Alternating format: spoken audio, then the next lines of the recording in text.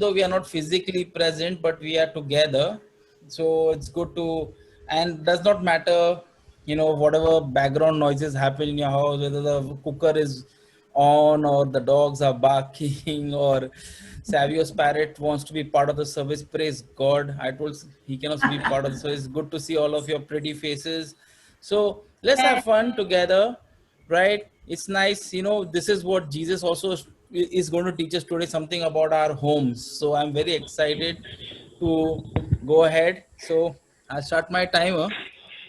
Okay, it's good to have a timer, right? Amen. Yes, no, okay. Let me start my timer. Okay, the timer's on. So quick recap before we dive into, so we could not finish the slides, and we'll do a recap on what we said last Sunday and then we'll proceed. Okay, all good? Okay. So asking, how bold is man asking, right? That's what we were talking about, how bold. And the Lord has broken this down into, three ways of showing me, and I'm showing you the first part that he has downloaded in my spirit called importance of asking. It is very important, for us to ask.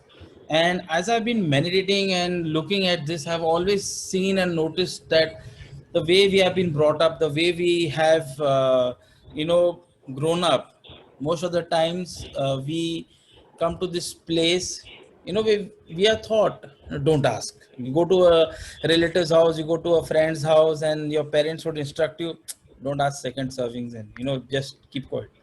So, well, they were not wrong. And traditionally, Indians are like this, they don't ask. And somewhere I learned if they say no means actually it means yes. So, well, God is specifically teaching us because He wants to break down some traditions that are even we are even employing to talk to Him. Okay, so the word ask, again, we will look at it once more. The word ask comes from the Greek word aito, which means to be adamant in requesting and demanding assistance to meet tangible needs such as food, shelter, money, and so forth. So when the word ask was used in the Bible, this was the word that it came from Greek. It means to demand and insist. It does not mean that you go to God in an arrogant behavior in your route to Him. No, no, no, that's not. Here, you're demanding where God is your supplier and the number one authority, right? See, you're always making a demand on the person who can fulfill your demand, like a child and a parent, right? So here God is the one who's superior, and we go in full expectation. I want you to write down this word. I will share this PDF. I didn't share it last Sunday, but I'll share it now because it's complete. To go in full expectation that God is my provider as a child. That's why when Jesus, saw children, he's saying, child, if you want to enter the kingdom of God, the word there is a convert. Actually uses the word convert as one of these childs. He's not telling you to become back as a baby and wear a diaper. No, he's asking you to come to a childlike faith. The child is not least concerned of how the parent can get what they want, they demand, and that's it. And they are relaxed. How you get it, the child is not concerned. Whether you do overtime or you go rob a bank or whatever, sell your t-shirts or sell your gold chains or whatever, they don't care. They want it, they ask you. The same way with us, when we demand our Father, we say, thank you, Daddy. We first say, Lord, this is what I want, and thank you for it. Now, all this is very biblical. I'm not preaching out of head knowledge, right? We are talking from the Bible. So we learned in Matthew 7:7, where Jesus gives an example of children asking. We spoke about it. And to know more, I've uploaded last Sunday's message on the YouTube channel, so you can please go and refer. If I go again over the last Sunday's message, then this will be 2 hours, and then go into dinner time. Then we saw that faith is also part of praying. It comes from Mark 11:20 to 24. This is very wonderful because all this while last year in the Bible study, Ida, Gracie, all of us who were part of the Bible study, Mithal, Mummy, all of us used to be there, Belinda, Dhruv, all of us used to gang up together and study. And Mark 11:22 was our favorite. And even though I thought it for the whole year, 11:24, I never saw the word ask there. And one day when I was studying the word, the father said, son, even in my teaching of faith, there is asking. So I said, okay, Lord, let me go see it. And he said, yeah, Lord, I have read this verse so many times, one whole year, and I never saw whatever things you ask. And there it is. See, your asking is tied up with your faith. I'll say it again. Your asking is tied up with your faith, right? You ask because you believe. You ask because you believe, right? Even in the natural, you ask somebody who you know and believe who can provide that need. You don't ask anybody else. So then, no ask, no have. James 4, you don't have because you ask not. Okay. Then we came. Now, if you have to just leave it there, sometimes it would go into a place of self righteousness. Oh, I need to ask. Hold on. There is good news. You have the Holy Spirit. Say, I have the Holy Spirit. I have I the have the Holy Holy Spirit. Spirit. The wonderful thing that a Christian has is the Holy Spirit. I am so Amen. blessed to tell you that you have the helper. You have the helper. And even as I'm reading the word, the Lord is going on revealing the wonderfulness of His Spirit, the Holy Spirit, who's there to help you. Even before you go into doing any kind of ministry, you have help. The world goes ulta. You start a project and then you get stuck and you call for help. Like, you see the military films, and when everybody's stuck, they call for airstrike and air support, right? All those military movies, if you have seen, the help comes later. Here you go in with help. Even before you start whatever the Lord has put in your heart, the ministry, the projects, whatever it is, your help is ever present. He is not, okay, you call and I'll come. He's standing there. So even to ask, you have the Holy Spirit who is there to help you to ask. If you don't know how to ask, don't fret. Ask the Holy Spirit. Holy Spirit, teach me how to ask. Show me what to ask. Give me the words that I need to ask. Give me the courage and show me in the word of God how I should ask. Okay. So yeah, we saw it in the TPT, we saw it in the message. Now, this was the last slide where we came and we could not talk about it, and this is where the Lord has really kept me this entire week. And I'm going to start putting the part 2 of this message, the importance of asking. Now we look at John chapter 15 verse 7 and 8. John chapter 15 verse 7 and 8. It's a wonderful chapter. All chapters in the Bible are wonderful, but this one talks about communion, talks about intimacy, it talks about being together. It says, John 15 7 and 8, it says, if you abide in me and my words abide in you, you will ask what you desire, it shall be done for you. By this, I'm going to say again, by this, my Father is glorified, that you bear much fruit, so you will be my disciples. This two verses that are there in this chapter carry, it's like dynamite. It's dynamite, because the Lord is bringing out a message. First of all, he's saying he's really breaking down all religious traditions, all cultural traditions. You don't need to beg. There is nothing saying about begging here. There's nothing about pleading. There's nothing about crying. If you cried the whole night and wetted your pillow in the morning, the Lord will answer you. Not in the Bible, right? You don't need to beg. You don't need to pray, Lord, if it is your will. There is nothing here. It is saying, if it is your will. Read the verse again. If you abide, we know so much that I am in Christ. Amen. We will see that you are in Christ. Why? The question that came to me, and the question that I asked the Lord, why abide? Why abide? And the word abide means to remain, to dwell, to become part, and most importantly, I have written there in yellow, rest. God is asking you, Jesus is saying, come rest in me and let my words rest in you. This is a relationship he's looking at. He's looking at a relationship, at an intimate relationship where you are staying with Jesus. Whenever a man and a wife stay together, they bring forth children. It's not in the passing tata bye bye that a child is born. Amen. Yes or no? All married people out there. Everybody's looking at me. Oh, I'm speaking in Greek or Latin, English. Amen. Yes or no? Come Amen. on. Yeah, when you stay together, when you remain with each other, there you see the fruit of that relationship. Yes. So this is what the Lord is telling us. Remain, just wait, stay. Don't run. No need to run. Why? Because there is a time in, it can happen that you may just get into this place. I need to bear fruit. I need to do something to be called the disciples of the Lord.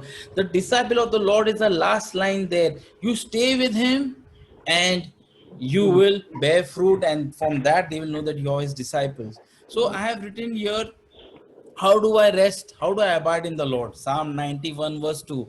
I will say of the Lord, he is my refuge, he is my fortress, my God, in him I will trust. That is the way you tell that this is my dwelling place. The the the word is my dwelling place. Jesus is my dwelling place. What are you saying of the Lord is very important. This all comes together and helps us and gives us the power to ask.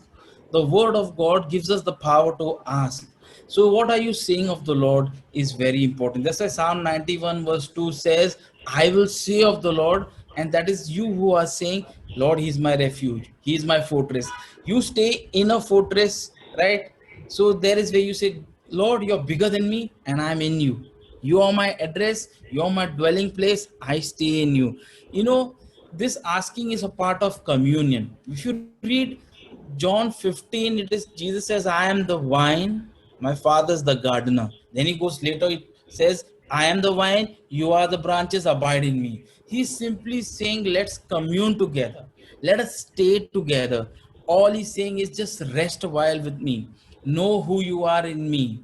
No need to run. Yes, the bills are there. Yes, the things are there. But saying, rest a while, abide, stay in me. Now we are going to see, you know, Jesus desires that we have much fruit, not just little fruit. That's why every time you see, whenever Jesus is on the scene, and if it was Peter, he gave him a what? A net breaking, boat sinking load. Amen. Yes, that's why Peter could not fall at Jesus' feet. Read that chapter. He fell at his knees because Jesus' legs were deep in fish and only his knees were exposed. That was so much of fish. Look at the 5,000 feeding of the 5,000. That boy came with 5 breads and 2 fishes, right? He left back with 12 baskets, took groceries back home. So much. That is how that is how Jesus wants to do multiplication in our life. That is what's the fruit he says, come, let's make extravagant together. This is what Jesus wants to tell you, saying, come, let us make extravagant together. He's waiting for you to ask and do the extravagant. Amen. I truly believe Jesus is an extravagant person. I've seen him in the Gospels and I see him extravagant. Look at heaven. You have roads of gold. You have roads of gold. So whatever piece of gold you're wearing on your finger and your neck and all, that's gold. There are no tar roads. So that's an extravagant God. Okay, let's go to the next slide. Abide in me. Why? Why? There are two parts to this. He says, first you abide in me, and then let my word abide in you, right? He says, abide in me and let my word abide in you. So we'll look at Second Corinthians chapter 1, 20 to 22. Jesus is asking you, abide in Jesus to live in the yes and the amen of the Father. Abiding in Jesus means you're living in the yes and the amen of the Father. Every time you say I am in Christ means you're saying I am in the amen. I have Bible verses for this. Don't everything, there's a Bible verse. I'm so excited because the Holy Spirit, you ask him, the Holy Spirit is just a ask away. Man, this is such a he's just a ask away. Don't God is just a ask, you just ask him, he does. He say, yeah, just ask away, right? Second Corinthians chapter 1, verse 20 and 22. For all, if you have your Bible, take a marker, circle it, say all the promises, not some, all the promises of God. Who's the one promising? God. Who's the one promising? God. Tell yourself, God is the one promising. God is the God is the one one promise. promising. Amen. Praise God. It is all the promises of the pastor. There would be a lot of load on my dad right now. Right? Praise God. Didn't say all the promises of the church, all the church, whoever is in the church leadership, there will be a big load on them. Praise God. Didn't say there's a promises of the worship leader, there will be big load on me. Praise God. The load is on God. Where's the load on? God. Promises of God. I thank, he took it upon himself. He said, this is my promise. I'm going to get it to you. Right? When you tell your kid, I'm going to get you a chocolate when I come back from work, what do you say? Dada, you promised. Correct? Yes or no? Dada, you promised. My children are looking at each other and they are trying to go through their mind and say any promises he didn't keep up with, and you don't do it. You're like, Dada, you promised. This is what your daddy is telling you. I promised. Right? This is what your father God is saying. Hey, I promised you. It is not you. It's so nice when you know that you have a God who promises you all the promises of God in Him. In Him, that's why Jesus is saying, "Abide in Me," because in me is the promises of God. R, yes, in the NKJV that R no is in italics, so it is inserted there. I like to read without it. All the promises of God in Him, yes. Simple. In Him, yes. Whatever God has promised you in the Bible, in the 66 books of the Bible, my dear family, it's ours. That's why He says ask, because there's a promise for all the promises of God in Him, yes, and in Him, amen. Not only yes, in Him, so be it. Not only He says yes to you, He says so be it. It does not say only yes, Father, your promise, you have promised me abundance. He says yes, and He says, Son, so be it. He does not just stop and say, okay, yes. He says, so be it. He's calling forth along with you. So what you do with the power of the Holy Spirit, you're calling forth what God has promised for you. You are, you're loading up on your Father. You're like, say, Father, this is what you promised. Yeah, you're taking it from Him. And that excites Him. Why? Because the next comma read, to the glory of God through us. Whenever we go and use His promises, who gets glorified? The glory of God through us. And how is God glorified? Through me. Say, God is glorified through me. Come on. Say, God is God glorified is through me. glorified through me. Amen. Don't live in a spaced out way like, God will get glory there. You are the channel of His glory. I'm going to say it again. Whether you like it or not, this is in your Bible. Take it up with Jesus, right? To the glory of God through us. Why am I pointing my finger? Because I'm telling myself the glory of God is through me, right? You say, Father, glorify. We all sing this thing, glorify your name. He says, yes, through you. Glorify your name. Yes, through you. Amen. He is saying, I'm going to glorify myself through you, Alistair. Amen. Through you. Take your name. Say, Father, glorify yourself through me. Father, glorify yourself through me. Hallelujah. Come on, can you say it? Hallelujah. Father, glorify your. Glorify You may feel yourself the through enemy may me. be telling you like how. Say, shut up. This is Wow. what's in the Bible. Don't let your feelings, don't let your cultural background, don't let your education Hallelujah. and your position ever. God, it does not matter. Corinthians Glorify. chapter, for it says, God has chosen the weak things of the world. It does not matter. Your educational standards, your ability does not matter. God says, I have chosen you, Mr. Alistair Bastian, and I'm going to glorify myself through you. Amen. Now let's see. For He who establishes us with you in Christ. That's why Jesus says, first of all, abide in me. Why to abide in you, Jesus? Because He is the promise of the Father, and in Him all the promises are not only yes but also amen. Amen. Why these promises are yes and amen? So that I have glory, so that the Father glorifies Himself through me. It's like a masterpiece. Michelangelo made that big statue.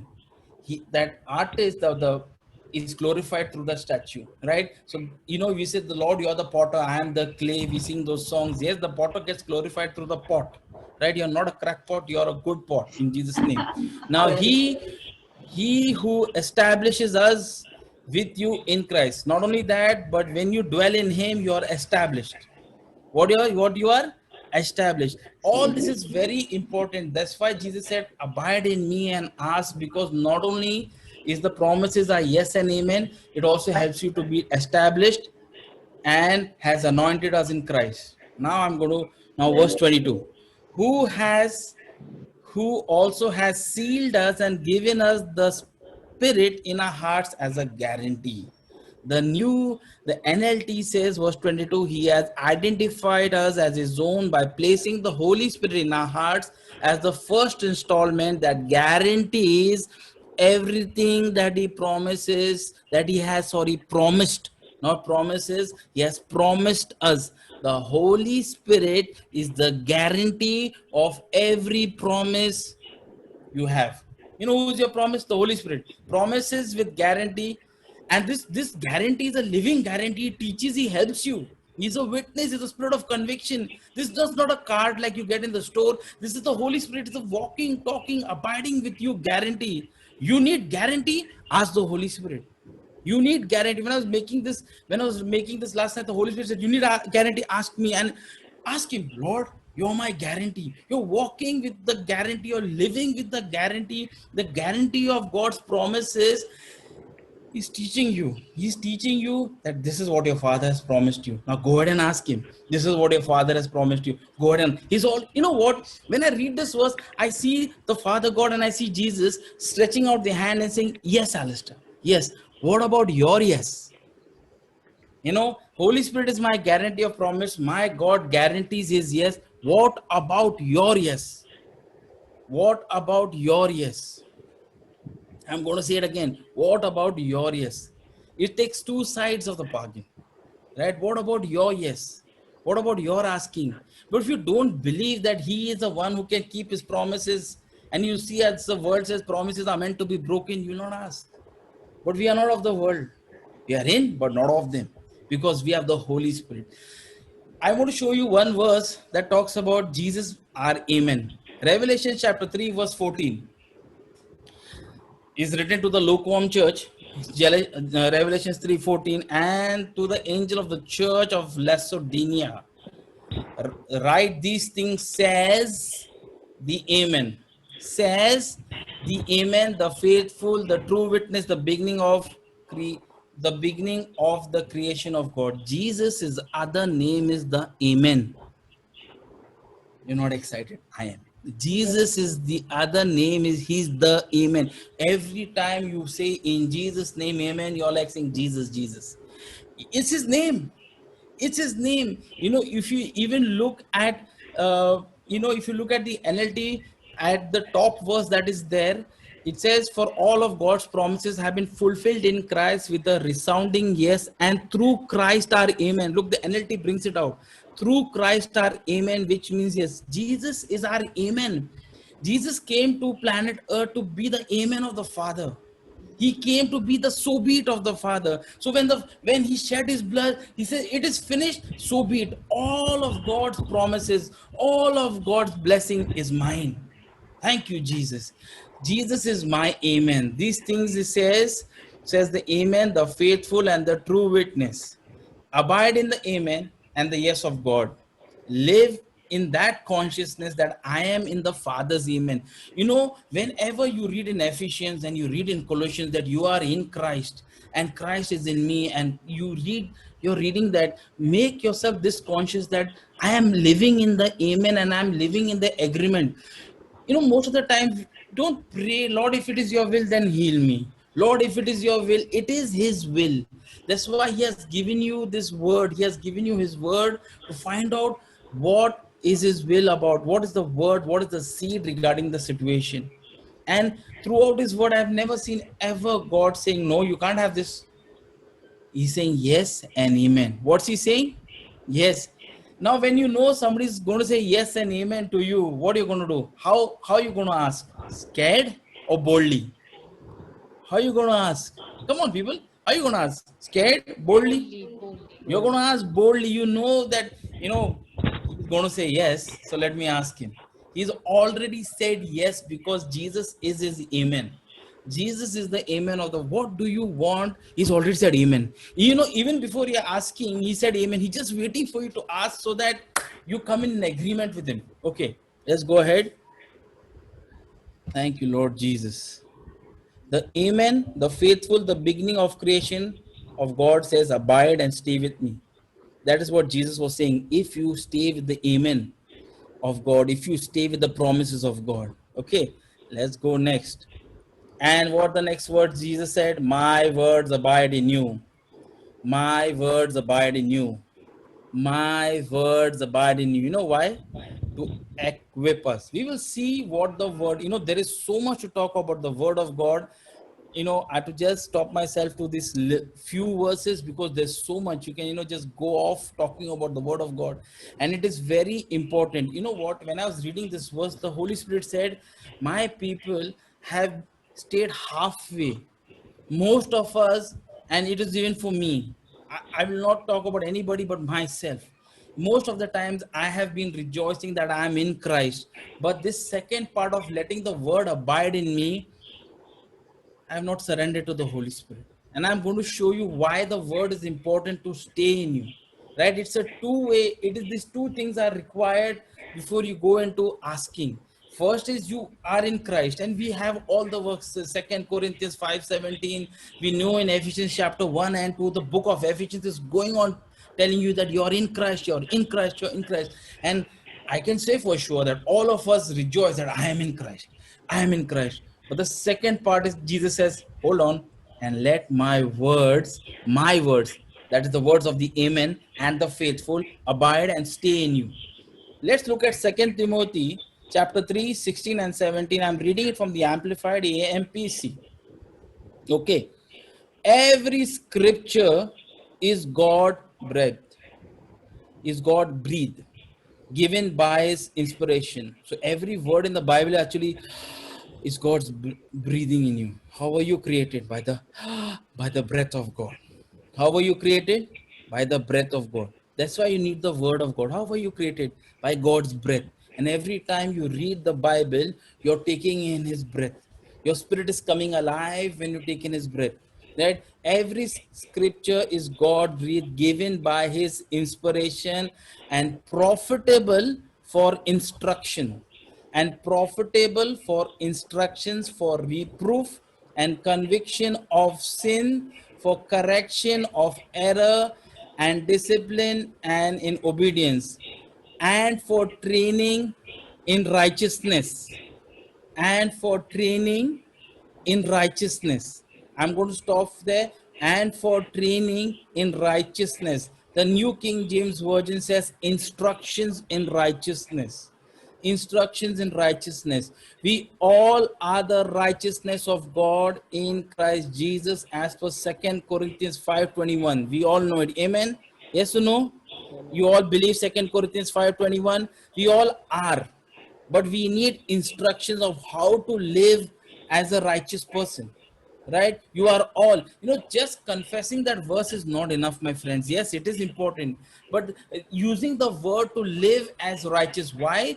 Because we need to unlearn our family traditions. We need to unlearn the way our community lives. We have to unlearn the way we have been brought up. We have to unlearn the way to use our rights. It is an instruction manual of how to use righteous life. The Bible is your instruction manual. You know why? The Bible says you're healed.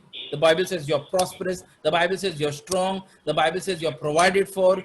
And if you don't go to the word of God, which is the very breath that is in your spirit, and your spirit needs his breath to speak.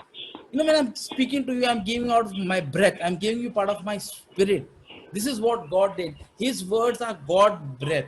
And that breath has made us alive. So when we go to the Bible, we get the training manual, how to live a righteous life. Yes or no? Most of us, we think, training is very important. I have a very close friend who's a pilot, and I've seen his life develop as a pilot.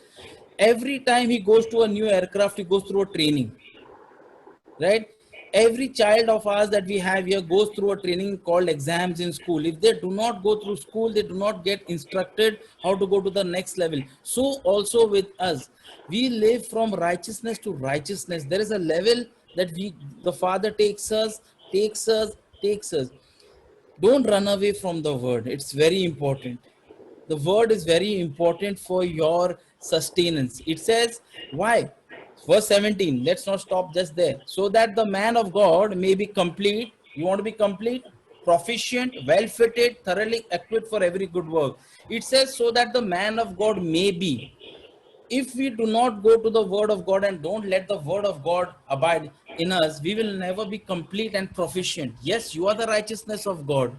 Yes, your spirit is complete, but as a man of God, as representative of God, our completeness, our proficiency are well fitted, like tightly fitted and thoroughly equipped for every good work.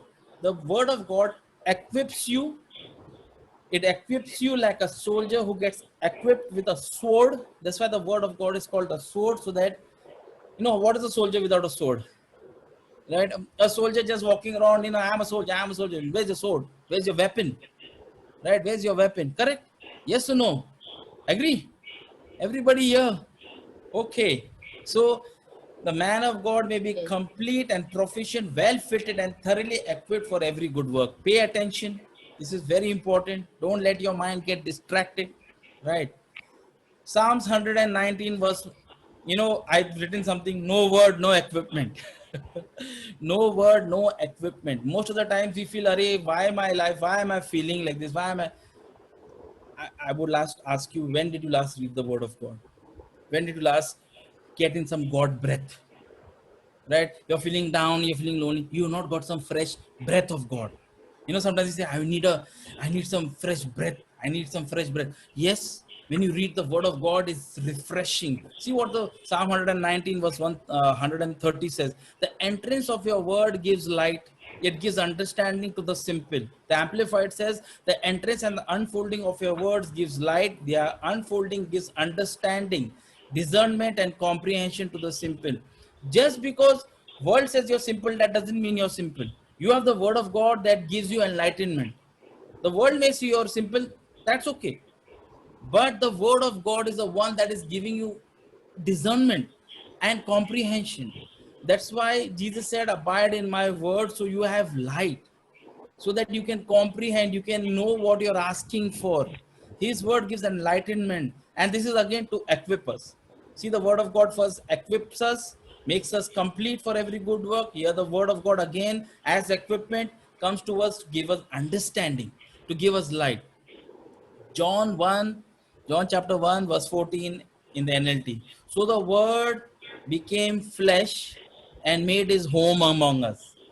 Right now we are in everybody's house. Right now we are in everybody's house. And this is the home setting that you are sitting in. Somebody is sitting in short pants, somebody is sitting in a t-shirt, everybody sitting comfortably. This is what the word of God wants to do. The word became human and made his home among us. This is why Jesus said, let my word remain in you, because it wants to take home, it wants to be there. And when the word of God takes home, your home becomes his responsibility, takes home among us. And the word of God was full of unfailing love. When you let that word stay inside of your heart, what you get to know, he's full of unfailing love and faithfulness. He's full of, that's why he said, let my word stay and take flesh, become part of your anatomy, take flesh, let it stay there, let it abide with you. Just not a splash and a dash that you just read and you go. Let that word stay. Ponder on, why did Jesus say these things? What does this verse mean? Even if it is one verse, tell it to yourself, speak to it, because why? The word becomes flesh. It's there in John 1:14. It says, so the word became human and made his home among us. He was full, the word of God was full of unfailing love and faithfulness. When the word abides with us, we come to see his unfailing love and faithfulness. When you know that he loves you and is faithful, how would that make you ask? What would that do to your asking? Yes. Amen. The abiding of the word increases my faith, and asking is an action of faith. And asking is an action of faith. The abiding of the word increases my faith, and asking is an action of faith. That's why Romans 10:17 says, so then faith comes by hearing, and by hearing the word of God. So that faith comes by, that's why Jesus said, let my word stay with you. When my word stays with you, you start believing that you can ask me greater things. John 14 says, greater works than this you will do. You know, he wants his word to stay in you so that you can ask for the bigger things. You can ask for the bigger things, right? Amen. So when faith comes, so then faith comes by hearing, and by hearing the word of God. TPT says faith is then birth in the heart that responds to God's anointed utterance of the anointed one. The staying of his word in your heart gives birth to faith. As we just said, is when a man and a woman stay together, they give birth. When God's word stays in your heart, it gives birth. right? You know, God is very much wanting to do what you ask and imagine. That's why we read through Ephesians 3:20 last time. He is willing, he is able.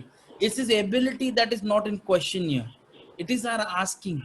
How? Because most of the times we are coming to these places. How can I ask? Who am I to ask? Oh my God, is this too big to ask? And we curtail our asking to the level that we only can get it done. But God is saying, let's come together and make something extravagant. The power to ask, the power to ask is part of my discipline as a disciple.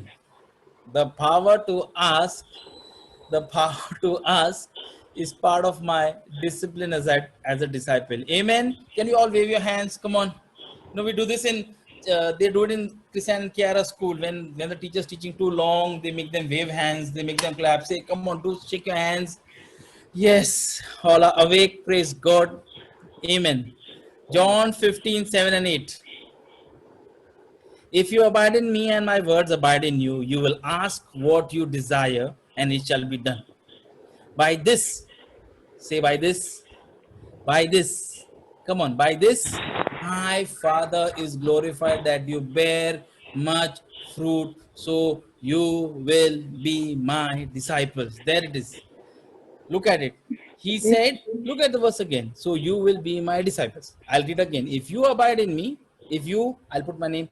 If Alistair abides in me, and yes, he does, as per Ephesians 1, and my words abide in you, Alistair, Alistair will ask what Alistair desires, and it shall be done for Alistair. So I have to ask my desires. I cannot ask Sarita's desires. We both can come together in an agreement as per Matthew 18 and come in a prayer of agreement and ask the same thing.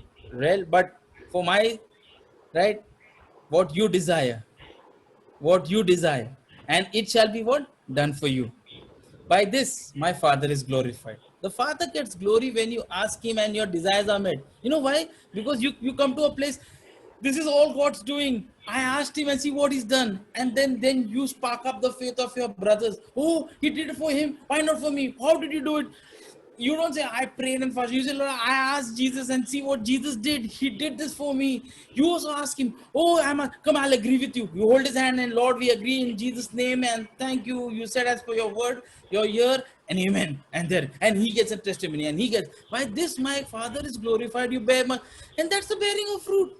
You're not struggling. You're not trying to be pious and not wear any makeup and be all holy and be grumpy. God isn't asking you to do that. He wants you to be excited.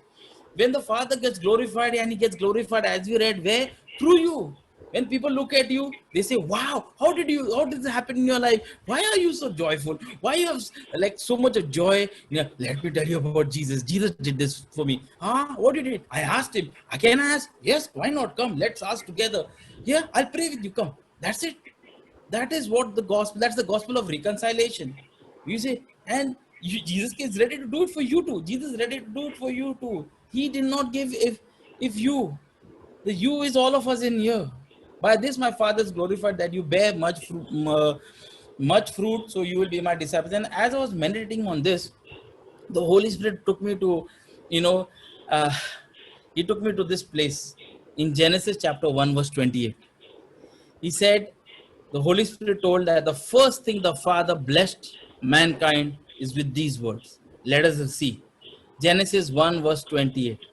You know, we most of the time we see this as having children and stuff like that, but wait, there is more to it. Genesis 1 verse 28, New King James Version. Then God blessed them and God said to them. This is the first words that the Father said to Adam as soon as he was made. First words, go read in your Bible. The first words, Adam opens his eyes, says, be fruitful and multiply. What is saying? Be fruitful and multiply. Look at John 15. What Jesus is saying, that you bear much fruit.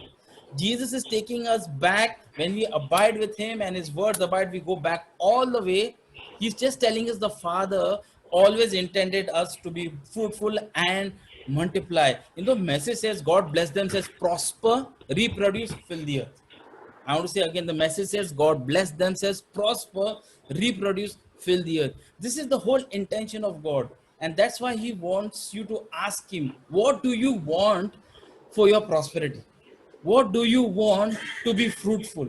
What do you want? What is the desire of your heart that you need God to work? You need, God has, you need to ask him everything. There's a place when you come that you just ask him everything because you want him to be involved into the smallest thing and the biggest thing of your life. Our asking is agreeing with his word in Genesis 1. Our union bears fruit like a marriage relationship. Man and wife stay together to bear fruit. There's something I've written very bold, but I'm going to say it. Jesus is not interested in a one night stand. He is a relationship man, steady and solid. Jesus wants to, Jesus is all about relationship. I'm going to say again, Jesus is all about relationship. Jesus is all about relationship. He's not a person you just fly by and, oh Lord Jesus, and then like, oh, he is interested to have a relationship with you. He wants, that's why he used the word abide. He didn't just say as you pass by. He didn't say as you go by. He didn't say as a doctor. He said abide, stay, stay. Make me your address and let my word be, let the words of my mouth have their address in you. So the word of God has this address as Alistair Bastion. My address is in Christ. We are now intermingled and our desires are mingled. We have become one, as intimate as we can be, and now we are bearing fruit because of him. It's not because of me. All I do, he does the work, I see. He does the work, I see. Amen. Why ask? Why ask? We just have two more slides, okay? Don't worry. Why ask? Philippians 4, 6, and 7. We all know this verse, right? We all know this verse. We spoke about it when I spoke about peace. But why ask? Listen. Asking allows the peace of God to guard our hearts and mind in Christ Jesus. Why ask? And this verse is so connected. When the Holy Spirit was teaching me, he showed me this. Be anxious for nothing, but in everything, in prayer and supplication, with thanksgiving, let your request. And the Greek word is the same word used for demands as in ask in John chapter 15. And so he says, let your demands be known to God. Let your demands with prayer and supplication and thanksgiving, so that you say, Lord, these are my requests. Be anxious for nothing.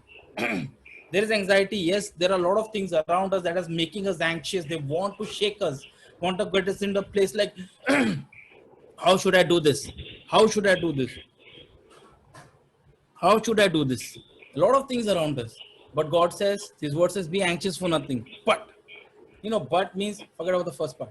In everything, in everything, in everything, you guys are here. In everything, say in everything. Everything. Even like there is, because in this lockdown, sometimes even cooking the meals for every day can be an anxiety. What should I make tomorrow? What should I make after that? Be anxious for nothing, but in everything, in prayer and supplication with thanksgiving, let your request be known to God. When that request is known to God with prayer and supplication, then we see the verse 7 has the and the peace of God.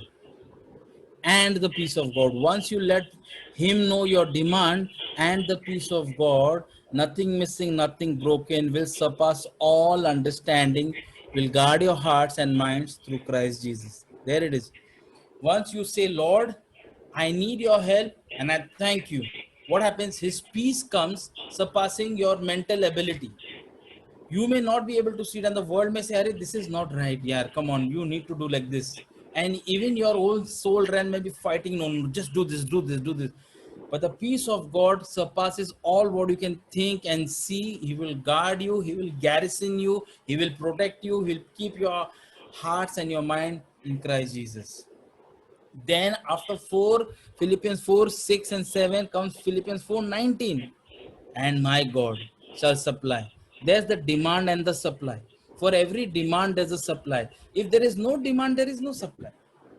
Right? All business people out there. No demand, no supply, right? Yes or no? Yes. Yes or no? Right? And my God shall supply all your need. Why he shall supply? Because you have placed a demand on him. You have gone to Philippians 4, 6 and 7 comes before Philippians 4, 19. Right? And as I was studying this verse, the Holy Spirit said, C467, C419. This is a biblical principle. I make a demand on him. He's my supply. and my God shall supply all your needs according to his riches and glory in Christ Jesus. There it is. He's asking you, come on, demand and supply. I asked the Lord and I thanked him for it. He is my supply. And he has done more than I ever asked or I could imagine. Right? The TPT says, I'm convinced that my God will fully satisfy every need you have. You have any need? Ask him. You have any demand? Ask him.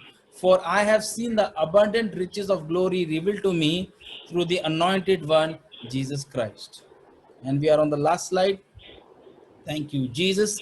So, why did Jesus teach when we started this whole teaching? Why did Jesus teach on asking Matthew 7:7? Why did he do that? I was very curious, and the Holy Spirit is good and he teaches us, right? Amen. You all believe it? Amen. Finger, thumbs up. Amen. Amen. Keep on asking and you will receive what you ask, says Matthew 7. Keep on seeking and you'll find. Keep on knocking and the door will be open to you. For everyone who asks receives, and everyone who seeks finds. And to everyone who knocks, the door will be opened. So I said, Lord, the Lord said, let's go and see Isaiah 65, verse 1 and 2. Why did Jesus come teaching this? Keep on asking, keep on seeking, you will find, keep on knocking. Why did he do? Look at this. The Lord says in Isaiah 61 verse 1 and 2, the Lord said, I am ready to respond. If you can see it on my screens, I am ready to respond. I'm reading from the New Living Translation. The Lord says, I am ready to respond, but no one asked for help. I am ready to be found, but no one was looking for me. Here I am, here I am. I said, here I am to a nation that did not call on my name. All day long, I opened my arms to rebellious people, but they never fall, but they follow their own evil plans and their own crooked schemes. There it is in 65. There the father saying, I am ready to respond, but no one is asking for help. I am ready to be found, but no one is looking for me. How it right? There it is. He says, I am ready to help you. Nobody is asking. Here I am to a nation. I did not call. As Jesus stretched his arm wide, he did 65 verse 2. All day long I opened my arms. That's why Jesus died on the cross with his arms stretched wide. He's saying, come. And if you know the favorite word of Jesus is come. He's saying, come, ask for help. Come, you are invited. Come. And as I was reading Isaiah 65:11, there is something about idol worship. And the Lord opened my eyes. I'm going to share this is a little radical, but please, it says in 65:3, you went and worshipped idols. And whenever we read this verse, sometimes for me, I would just, I don't worship idols. And the Lord showed me something. Isaiah 65:11 says, but because the rest of you forsaken me, the Lord and forgotten his temple, because you have prepared feast to honor the God of fate and offered mixed wine to the God of destiny. These are the two idols sometimes that can creep up into our life: the God of fate and the God of destiny. We don't ask because we say this is the way our life is. He says we surrender to our what God is saying, don't surrender to your circumstances and conditions. Don't surrender to the dark, but call forth light. The Father never surrendered to in Genesis 1 to the dark. It was dark, but he said, let there be light. He changed the destiny of the planet. He changed the fate of the planet. Don't be like the world and surrender to fate and destiny. That is a form of idol worship. Oh, it is supposed to be like this. My family, everybody in the family is diabetic. I also have diabetes. You're surrendering to destiny, right? This is the way we are. Surrendering. Nobody in our house ever did graduation. We also will never do. Nobody in my house ever started a business. Do not. God is asking you, don't surrender to the dark, but call forth light. Don't surrender to your family traditions of lack and debt, but call forth well-being. Don't surrender to family medical history. Don't surrender because your forefathers had something. That does not mean you need to have it. Amen. Don't surrender to family medical history, but call forth health and strength. That is what God is saying. Don't worship these idols. Don't say, oh, it is this way only it is in my house. Oh, it's always in our house like this only it is. It is my father also like this. My grandfather also like this. He always had loans. My father also had loans. Now I don't need to do. because I have a God who says, who calls those things that are not as though they are. Romans chapter 4, when Sari preached, he spoke about this. He calls those things that don't exist to come forth. Light be. You have the word of God in your, that's why Jesus said, let my word abide in you, and then you will ask what you desire. Because now the word is so rich inside of you. You say, Bible says this, how come this situation? Light be. Bible says I'm prosperous, prosperity be. Bible says health, health be. How you become so stubborn because you say the word is true. These all things are false. They are not part of my life. I don't worship fate or destiny. Why? Why I don't worship? Because I have Hebrews 11:2. It says, looking unto Jesus, the author and finisher of our faith. I look unto Jesus who has authored. He has already written down my life and perfected it. He's the originator and he has written down good things for me. Right? My timer goes right in time. I want to encourage you. I want to encourage you. Ask. Don't circum. The reason we don't ask is we are just happy with the way. Don't get happy with the circumstances. Don't surrender that this is the way my family has to be, or this is the way I was brought up. Oh, you don't know. We have never seen. We have always stayed in one BHK. So ask. Ask. What is, and if you cannot ask, there's the Holy Spirit. He's your guarantee for these promises. Ask. Come on, people. I'm all excited because the Father is wanting you to ask. And as James 4 says, you have not because you ask not.